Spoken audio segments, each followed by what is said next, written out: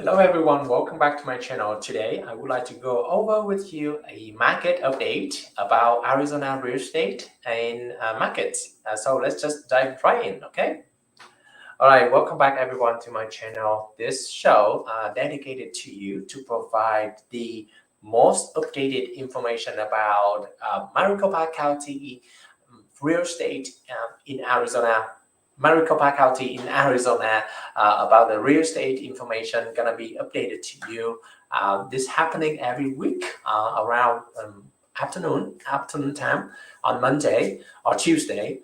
So let's just dive right in to what we have. This week specifically, I'm gonna show you a couple of couple information that we're gonna see that the buyers are much more easier to buy a home in this market right now, and why and how. I'm gonna present that information to you right away. Okay, so all right, so the first couple of number that I want to talk about is the monthly sales. This is actually the number of homes get sold within the month of July. So this is the newest number that we have at this point. And this month, we end up with 8,715. 8,715. So let me see real quick, sorry. Okay, 8,715. So that is, as you see here, it is actually a decrease.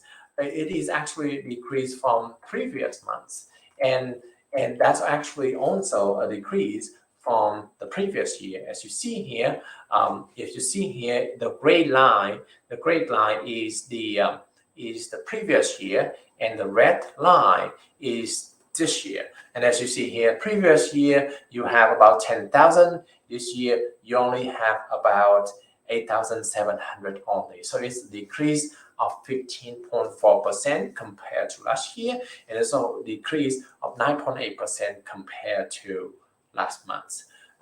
This may be one of the reasons, maybe because it's go back to the school season, and normally this is a low month of normally August, September, and October is a low month because we are going to the a low season, because a lot of school get started, kids go back to school, right? And parents don't want to move anymore. If they don't want to move, they're not gonna be able to buy a lot of houses. For that reason, is the number of sales get less. Okay. The next number that I want to share with you, the new inventory. So this is the trend that we have been seeing, is that a little bit higher number of inventory happening every month. This month we have about 9,878 new inventory. So that's actually not a lot. It's only about 0.03%. So technically that's pretty much no difference, right? But overall, compared to previous year, we do have an actual increase of 3.4%.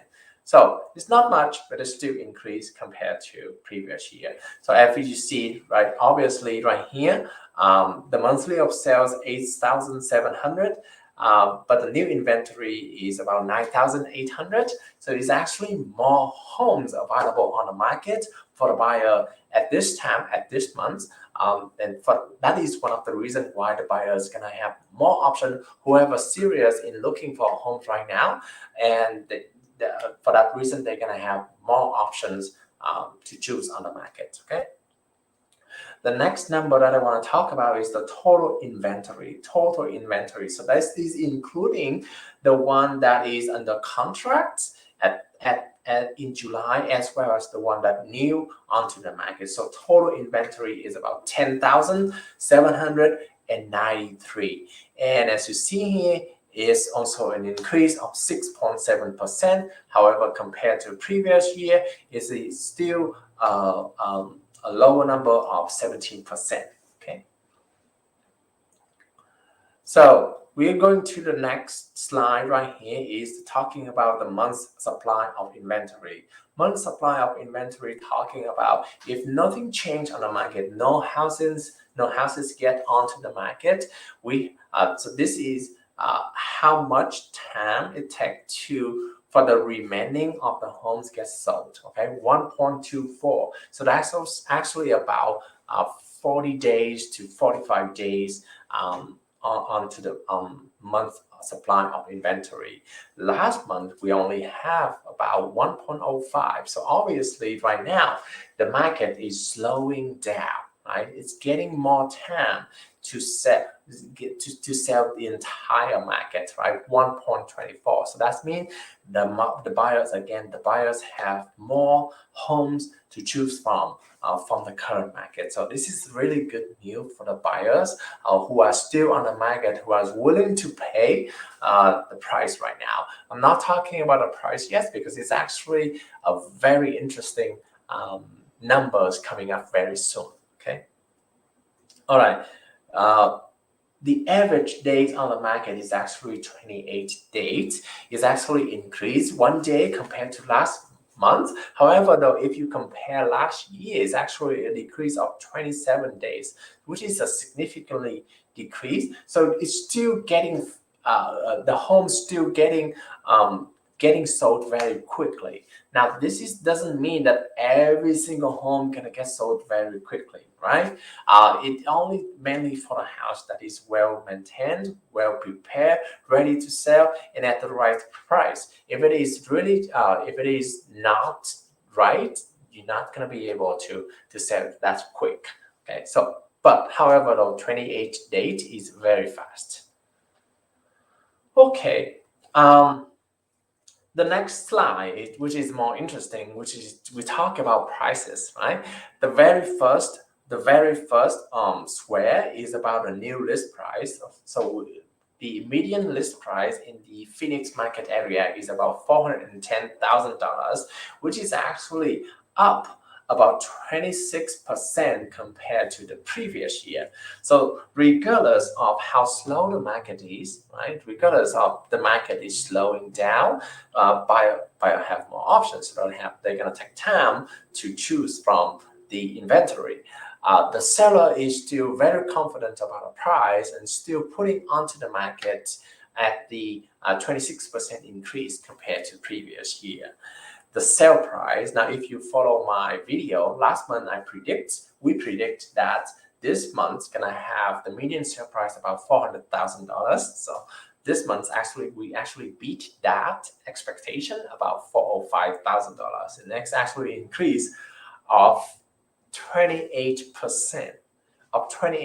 So for every $100,000 that your house has last year, you have about $28,000 more this year. So for a house that's $300,000, you actually get about 28, 56, and 56 and 78, right? No, 56 and 56 and 20 is 76 plus 8 is about 84. Okay, $84,000. So it's almost $100,000 more for a home that was $300,000 last year. Right? It's very good news for the seller as well. Predictors forecast, though, because of the inventory, because of the remaining inventory on the market is more. Right now, the prediction for next month, the sale price forecast is only about $400,000. So it is actually a reduction of $5,000 compared to this month. However, we'll see. We'll see whether the real life beat the model in a better way for the seller or not, right? Those are all the numbers I want to present to you in this slide. However, though, as I promised, I'm gonna tell you a couple extra information about. Oh, oops, sorry. I think this is the wrong way. Okay, extra information about why this is the best time for the buyer to buy right now. All right. So the first number that I want to show you, actually, I'm gonna make it bigger so that you can see it better. The first number that I want to show you is that Phoenix has officially become one of the 10 largest city in 2020. So this number is from Census 2020. And in terms of population growth, as you see here, 2020, we have about 1,600,000 people. So that's actually a change of 11%. when you compare to 2010. So a lot more people coming into Phoenix, and that driving the demand a little bit higher for Phoenix compared to other cities on the list. Maricopa County, though, so this is another problem.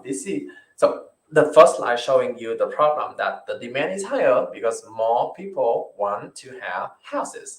Okay, because more people when people coming to Phoenix, Arizona, obviously they're gonna drive the demand a little bit higher.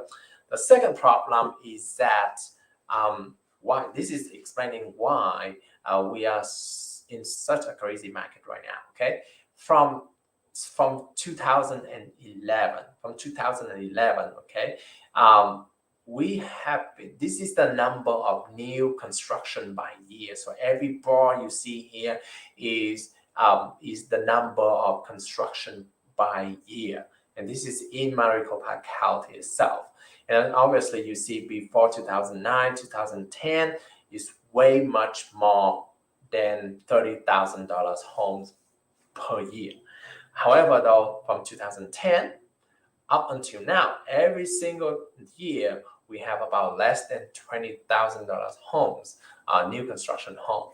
So that is the reason why we are in so much lacking of inventory on the market right now, because we've been building much less than normal for the regular years. Regular is about 30,000, 35,000, 40,000. These are the normal. These are the higher than normal numbers. So normal is about $25,000 homes right now. But every single year from 2010 to 2020, we've been building less and less houses than normal. Okay, although obviously the other thing that you can see is that we have been improving. We have been improving for the last couple of years. We're getting closer to the normal range. Okay, so that is also another opportunity for the buyers as well. Hopefully, 2021 we are predicting a higher than 20,000 homes get onto the market, and therefore there are going to be more option for the buyers. One of the reason 2020 kind of hold back is that, as you remember, in 2020 the lumber price is going way much higher, right? It's going all the way to $1,500. It's all the way to $1,500. Okay, so but now it's already pretty much go back to normal. So the lumber price, this is the lumber price chart, right? And it's going to go back to normal. This is one of the benefit for the builder, because now the lumber price reduced, they're gonna have more money to buy, and then therefore it's easier for them to build a house. So this is one of the reason why we think that 2021 or even 2022 more new construction going to be onto the market, and therefore there's going to be way more opportunity for the buyers to choose, not only for the resale size, which having a higher number of inventory as well, but also for the new construction as well. So there's more and more option for you to choose from on the market. The next information is good news for the buyer, is that the automated underwriting system for renter, right? So for the long term, the renter cannot get approval for the loan because they don't have credit history, right? Because they wouldn't take the monthly payment for the rent considered as a credit report. However, though, with the new policy given out, now we do have an automated underwriting system for renter, which they can take into account of all the payment you pay. All the payment you pay as a rental can be counted as the way to improve the credit score, improve the credit, and therefore you're going to be easier to get approved for the loan. So this is really good news for someone who has been renting for a while and someone cannot qualify because they don't have a credit. Now you have another way to improve your credit to get the loan payment. Okay. The last thing is that for those of you who are struggling with selling right now, okay, for those of you who are struggling with selling right now, there is one, because I know that the market, as I told you before, the market is slowing down, right? The market is slowing down, and therefore, buyer gonna take more time to buy your house. So if you are struggling with buying your house, one of the entity that currently buying a lot of homes is the iBuyers. Okay, we're talking about Zillow, OfferPad, Open Door, Redfin, Knock, Easy Street Offer, all kind of other iBuyers on the market as well.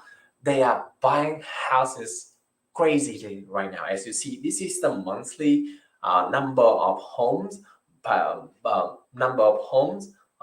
they buy. So as obviously you see that back in 2020 they pretty much stopped buying houses. But as you see here, the recent 2 months, they buy way higher than before. Okay, way higher than before. So if you are struggling with selling your home right now because there's not the buyer taking longer time and you need to sell quickly to be able to buy another house, right? Because you want to take advantage of that as well. You buy another house, but you are struggling with that. iBuyer is the great entity for you to lean on, right? And you do need to, again, even though if you are working with iBuyer, I still highly recommend you making you should get multiple offers from different companies. Do not just do one, okay? Because you're not gonna know which one is gonna give you the best. Sometimes Zillow, sometimes Open Door, sometimes OfferPad. So you do have to compare, right?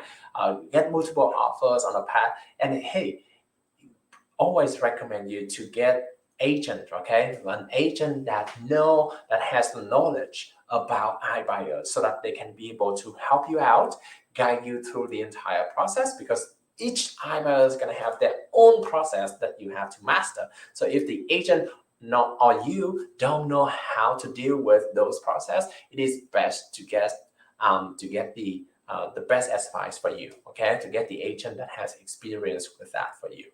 Okay, so those are the information that I have to share with you in this video. Thank you so much, everyone. If you do have any question, please contact me at this number below here, 602-515-2442. Thank you. Bye-bye.